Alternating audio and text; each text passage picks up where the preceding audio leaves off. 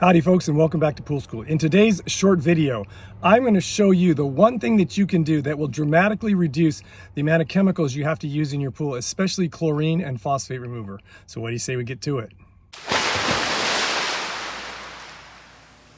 Alrighty, before we get started, I want to thank you once again for watching this video. Remind you to like it if you do. Don't forget to subscribe to my channel if you have not done so already. And please share my channel with everyone you know who owns a pool. Also, don't forget to check out my membership website, poolschooler.com. It's going to come across the screen right here, poolschooler.com. It is full of more exclusive members-only content that will help you save even more money servicing your pool yourself. So folks, what is that one thing that you can do? It's real simple. Keep any and all vegetation out of and as far away from your pool as possible. Note this, vegetation, any type, when it falls in your pool, it starts to deteriorate or decompose. It immediately starts releasing phosphates. Phosphates are the #1 food source for algae in your pool.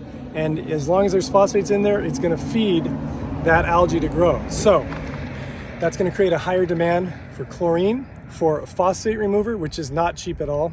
It'll also create a higher demand for things like algicides. I'm not a fan of algicides. If you have not seen my video on algae and algicides and why I don't use them or why you shouldn't use them, please watch that video. I'll put links in the description below this video to that video.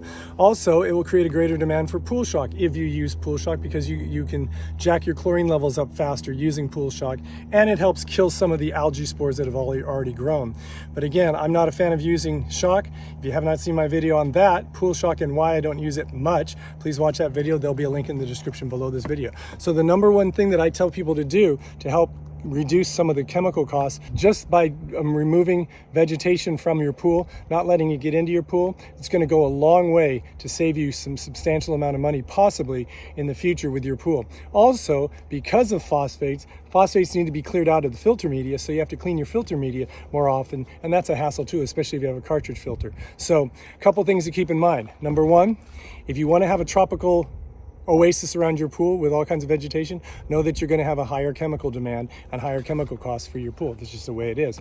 Also, if you have a landscape maintenance company that is what I call a blow and go type of landscape maintenance company, that means that they don't really clean out the vegetation and the clippings that they do. They just kind of blow them around and half of them end up in the pool. I've had some companies that have done that. I've told my clients either tell them to please stop very firmly, or if they don't, fire them, find somebody else who can, or tell them you're going to charge them for the additional chemicals and time it takes to clear out their mess that they make in your pool. So again, #1 reason, or #1 thing to do that will really help you a lot, keep vegetation away from and out of your pool as much as possible. That would also include dirt and dust. If you have a dusty backyard, try to put some maybe AstroTurf down or some artificial stuff down, or even rocks to keep that dirt at bay, because dirt carries those algae spores too. So there you have it, folks. One simple thing that you can do that will help you dramatically, possibly, reduce your chemical needs for your pool. I hope it made sense. If you have any questions or comments, please feel free to leave them in the comment section below this video, or as always, you can email me.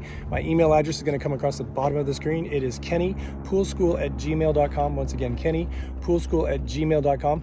Please make sure to watch those other videos in the description below this video on algae and algicides and why you don't need them, and also shock and why I don't use it much. Those will help you understand what I'm talking about quite a bit.